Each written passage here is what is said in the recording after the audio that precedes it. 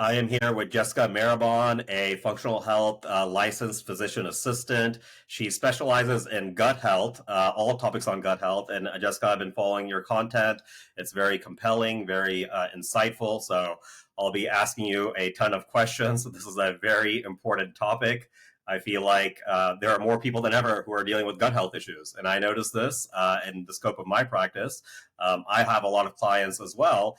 And I also feel like it disproportionately affects women as well, and women of a reproductive age, and usually, between age 20 and 45. So we're going to be getting into the details here. We'll be talking about all the variables that might be affecting someone's gut.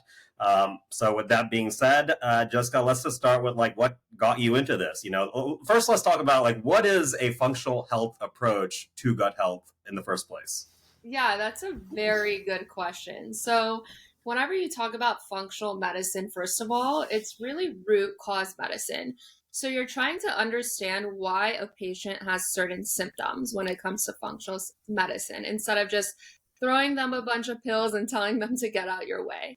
So, when it comes to functional medicine in gut health, a lot of the times, for instance, doctors in the Western world will use IBS as a symptom they'll use IBS as a diagnosis to tell patients what's going on because they really have no idea what's going on. That's not an actual diagnosis. But a lot of the times there's a root cause to the IBS, to the constipation, to the diarrhea. And a lot of the times these doctors are just handing out PPIs, for instance, for chronic bloating or acid reflux as a way to get on with their day, but that's not really solving the issue. Throwing PPIs at patients is internally not fixing the issue. And if anything, it could deplete certain vitamins which are essential, like vitamin B12 for our body, which is needed for our nervous system and our mood and our energy. So the functional medicine approach, we're looking deeply at certain stool exams. We're seeing why it's happening. Is there overgrowth of a certain bacteria? Are there parasites? Is it a leaky gut? Is it dysbiosis? So what's happening deeply in the gut microbiome that is causing this issue in the first place? Mm-hmm. And that makes a lot of sense. And I think a lot of patients have this experience where they're dealing with these general gut health symptoms, right? Like you said, bloating, maybe constipation, maybe diarrhea. They're wondering what's going on. They go see a traditional healthcare provider. You have IBS. What does that mean? I don't know. It's just a constellation of symptoms. Why is that happening? I don't know. And then they give you something. You refer to a PPI, a proton pump inhibitor, that might have one effect that resolves certain symptoms, but it also has other downstream effects that could be causing other symptoms in the long term, right? And the question is, are we actually resolving the underlying issue? So that's what you're doing, right? So a functional health approach then is very different. So let's get into that. So I guess when you're trying to understand root causes, you said you start with testing. So let's say a patient goes to a traditional healthcare provider and gets prescribed some medications that manage symptoms. What would you start off with if someone had, let's say constipation and bloating, for instance? First, I'll talk to them. I'll try to understand when it started. I'll ask them certain questions that they're like, why are you asking me this? I'll ask them if they have a history of antibiotic use as a child. I'll ask them if they crave sugar. I ask them if they have yeast infections as a woman. That's a huge one. That is a sign of certain yeast overgrowth in the gut, actually, that we can clean out with certain natural herbs and antimicrobials. But I'll ask them a deep dive into their personal history, and then we'll go and do stool testing. So I really like the Genova test, the GIFX. That's my favorite. It really gives me a deeper understanding of what's going on in their gut microbiome and how I can fix it. And then from there, I go on a whole protocol. So it's usually a 3-month protocol. Healing the gut takes a while and it takes a long time. But something else that's very, very important is I'll start off with nutrition. So a lot of these patients that are coming in their nutrition is so out of whack. They're not eating enough protein. They're eating too much sugar. Their nutrition is filled with so much processed foods and junk. And unfortunately, they don't even know that it is, because you go to the grocery store, you pick something up, you don't look at the back of the ingredients most of the time. And most of the time, these ingredients are filled with gums, which are throw the gut microbiome out of balance. All of these additives, all these sugars that are throwing your gut microbiome out of balance. So something that is very, very essential is starting with your nutrition. Focus on whole, real foods and start adding in the gut healing foods to your diet. So the bone broth, the sauerkraut, the kimchi. I really love bone broth, especially because that heals the lining and it's super anti-inflammatory as well. Hmm. Yeah, and you just to bring up another point because I really want to kind of compare these approaches, right? So another a great thing about functional health, but also a reason it's not practiced enough is it requires a lot of time and effort and energy, right? Like you can't have a 10-minute consultation like a doctor usually has at a hospital and come away with any reasonable amount of information on how to fix it. It requires a deep dive into the patient history, and then it requires a process that might take months to fix it, right? And that's really kind of what you're doing. So I assume you're spending a lot of time with these clients. Yeah, exactly. Like we're doing a deep dive. The first time we're talking like an hour to an hour and a half trying to understand what this is, like why you're feeling this way. What is the root cause of all these symptoms that are happening? And that's why a lot of the times people are like, I don't know if I can like pay for a functional doctor, but they don't realize that we're actually spending over an hour and a half or an hour with you on your initial consultation to try to understand what's happening so we can fix the issue and not just hand you things like candy, like medication that are not solving anything. And Mm-hmm. anything, they're going to exacerbate your symptoms down in the long term. Mm-hmm. Yeah, it's almost like a short term versus long term approach. You might be paying more upfront, but you're saving health and time and energy later down on the line.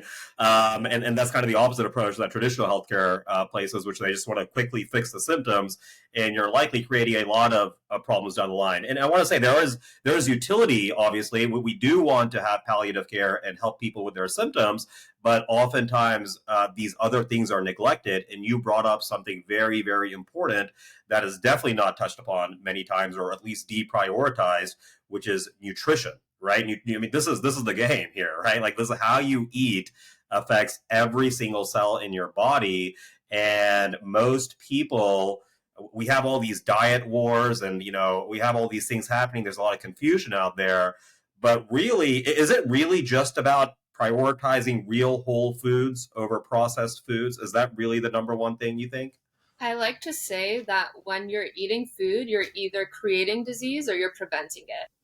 The foods that you're eating, if they're anti-inflammatory, you're just focusing on real ingredients. That's going to be the biggest game changer and the cheapest option to your healing. So yeah, I Mm-hmm. really think that food is medicine, and our ancestors knew this, and we're starting to understand this more and more. And I feel like I love how there's kind of like this shift in functional medicine, and people are trying to get the help that they need a little bit more, and understanding like, yeah, this is real medicine. This is like how I like actually heal because it's what works. And although it could take more time and it could take more energy and even more money sometimes, it's what works. So yes. Mm-hmm. People don't realize. I mean, most people you have to intake the 2,500 calories a day. That's a lot of stuff you're putting in your body. And if that's bad stuff, if it's just all processed crap, like you said, like the gums and all these chemicals and everything else, this accumulates over a long enough period and it's doing damage. And you brought up the microbiome. That's one thing that is damaged and dysregulated. The other thing is the gut lining itself, right? It creates issues with gut permeability or leaky gut, we might say. So when you think about it like that, what is typically, when you're analyzing someone's nutrition, what is typically, you said like collagen and bone broth, how are you recommending these? How do people consume this? Is this like just once a day? Is it like before meals? What do you usually recommend? That's a good question. I'm all about balance. So when it comes to consuming things, it's like I'm not going to tell you to have like 8 cups of bone broth a day and that's it. That's Gwyneth Paltrow. She has like a bone broth only diet. I think. like you need balance in the system. You don't want to do that. You want real food and everything else. Yeah, exactly. So you want to start off the day really, even for your gut and for your hormones, with 30 grams of protein. That's something that's very, very essential. But at the same time, you can add some gut healing foods like avocado. You can add some foods that have digestive enzymes in there. Like papaya. So I like to start off my day with like a papaya bowl with some yogurt. So you're having the digestive enzymes that are natural through the papaya, the yogurt with the protein.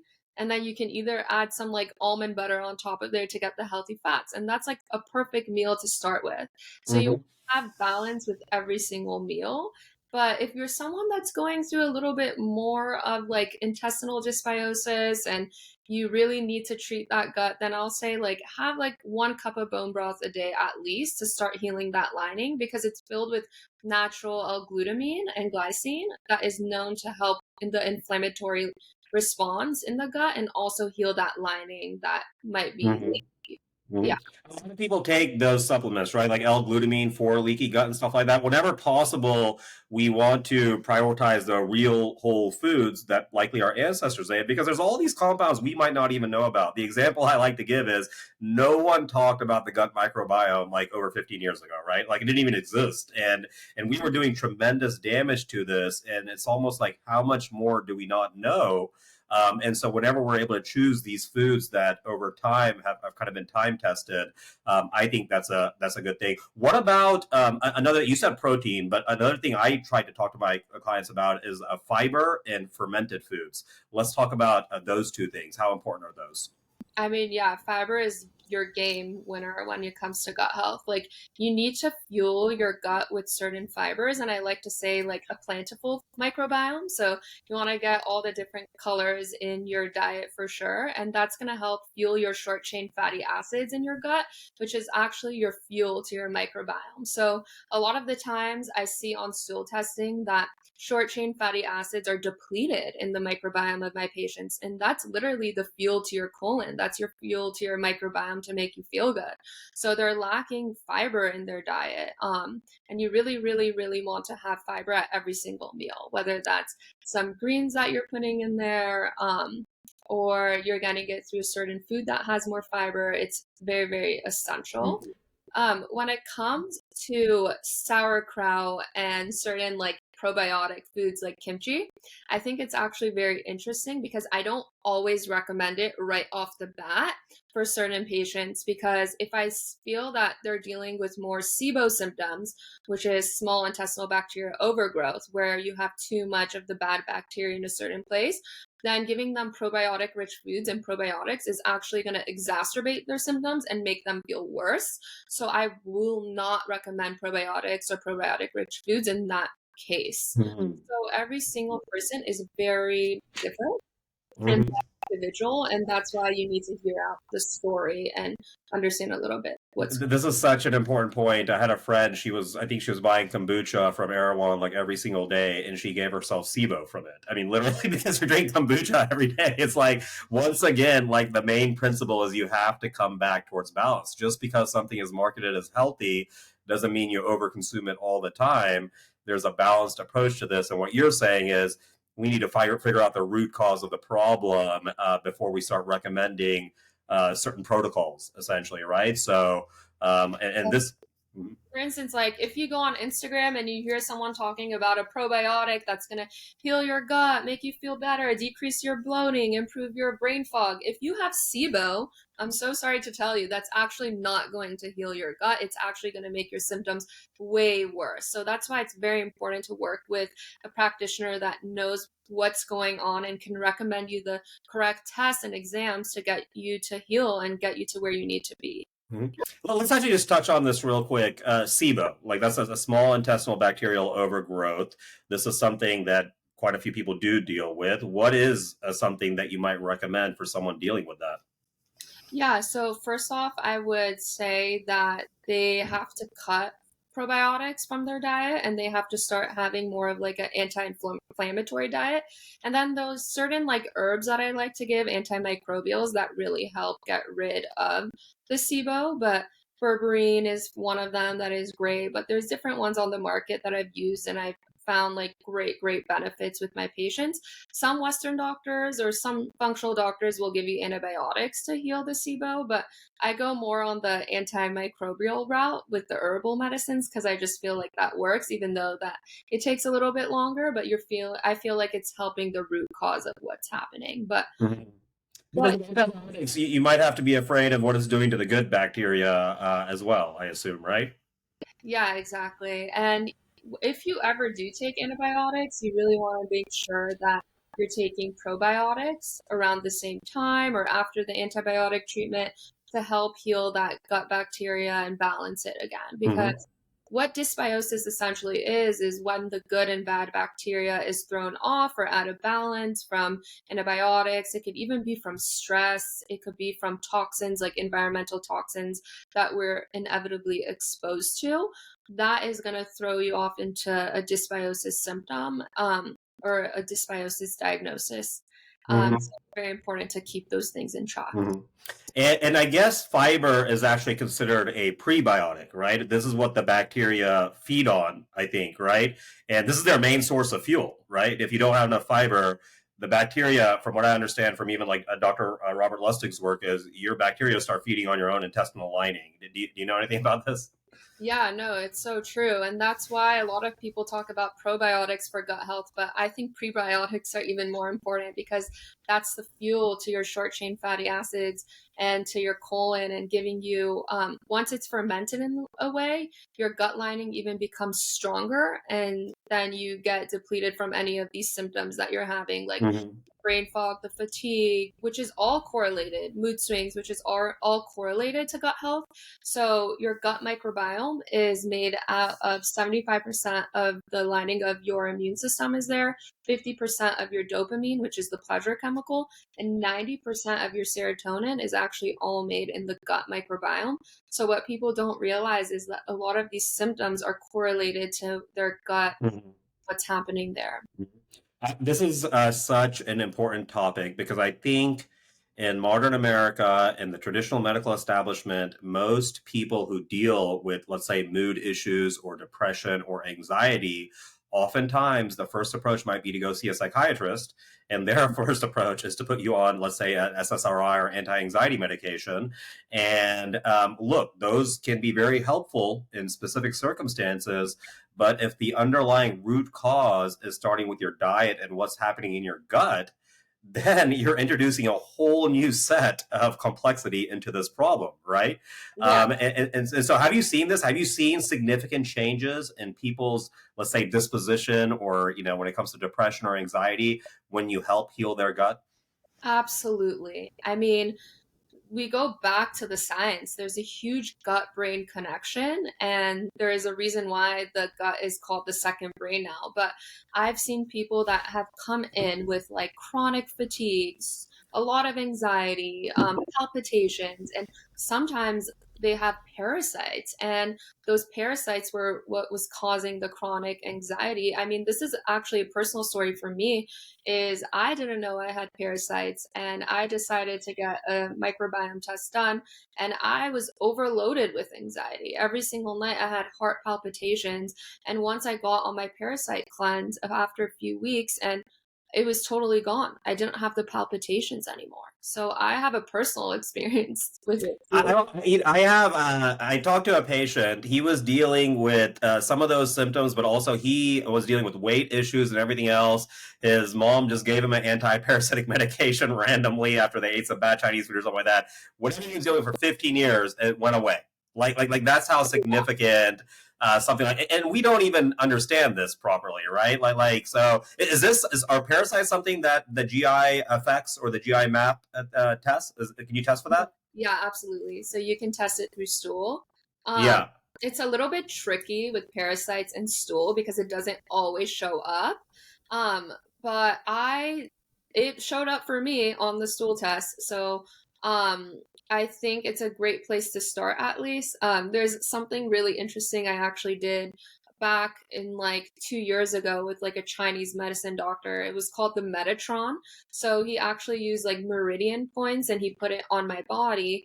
And it was like a device and it was like, hey, like you have parasites. Like that's what the device told me. And so I followed up with a stool test and the stool test said, yeah, you have parasites. And that's where I was like, oh my God, my anxiety is coming from that because as someone that is practicing like meditation on the daily basis, doing so many like stress reducing techniques like infrared sauna, I'm like, where is these like heart palpitations coming from? And it was the parasites. That is fascinating. So did those issues resolve after? I mean, what did you take? Did you take like albendazole, like what are like an anti-parasitic medication? No, no, no. I have a anti-herbal microbial treatment that's all natural that I did that helped like a brilliant way. It was funny because a lot of people tell me like they don't know how to treat parasites, but there is these two supplements I like, Botanifuge and Herbifuge. And if you have parasites, I highly recommend those two together and doing that protocol because it works like a charm. It works better, in my opinion, from what I've seen with even taking like albendazole, which is more of like a Fascinating. This is a little bit of a scary topic. One of those things, is it better to know or not know? But I was like, if you have a parasite, it's probably better to know. So yeah. doing the test. It's so funny you say that because I feel like all the time patients are asking me like, should I do this test? Should I do that test? I'm a little bit afraid. And my answer is always like knowledge is power. Like even when it comes to doing like the Gallery detection, like The cancer test, we do that. And it's like, you want to know. yeah, and for those of you that don't know, the Gallery test detects cancer, and it detects a lot of the most common cancers, and it's a blood screening. But a lot of patients are like, I don't know if I want to know. And I'm like, well, knowledge is power and you should know so we can prevent it if there's something happening. Let's get you fixed. Yeah, and even some providers will even recommend against you getting even like genetic testing, and because they say, oh, if you have like let's say the ApoE4 mutation or something like that, they're like, what are you going to do about it? But I'm like, you need to know these things because it will help you prioritize lifestyle elements, because none of these things are a death sentence or deterministic. You could do something about all of these things. So, like you said, knowledge. I love let's talk about the ApoE340. We'll talk about that. Actually, we'll take a little quick break right here. We're going to continue our conversation, but that is a perfect thing to kind of segue into. I love it.